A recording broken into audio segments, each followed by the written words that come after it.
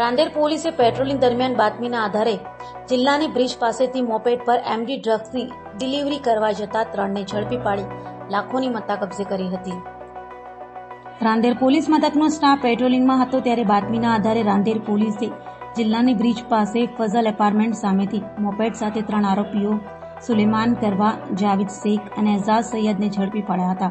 પોલીસે આરોપીઓ પાસેથી 3,43,000નો એમડી ડ્રગ્સ સાથે 2 મોપેડ, રોકડા રૂપિયા, મોબાઈલ સહિત 6 લાખથી વધુની મત્તા કબજે કરી હતી, જ્યારે તેઓને એમડી ડ્રગ્સ આપનાર મુંબઈના મુસાને વોન્ટેડ જાહેર કર્યો હતો।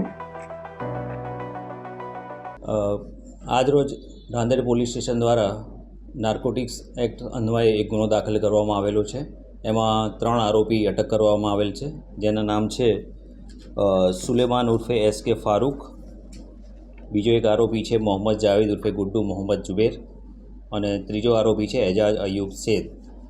એ સલાબતપુરા અને મૈદરપુરાની હદમાં રહેવાવાળા ઈસમો છે।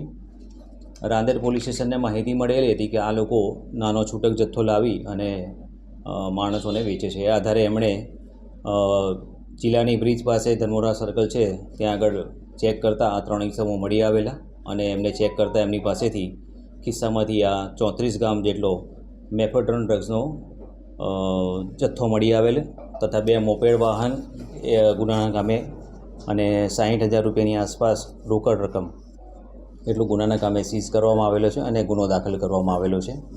આ બાબતે એ લોકો મૂળ જથ્થો ક્યાંથી લાવ્યા હતા એ અંગેની તપાસની કાર્યવાહી ચાલુમાં છે।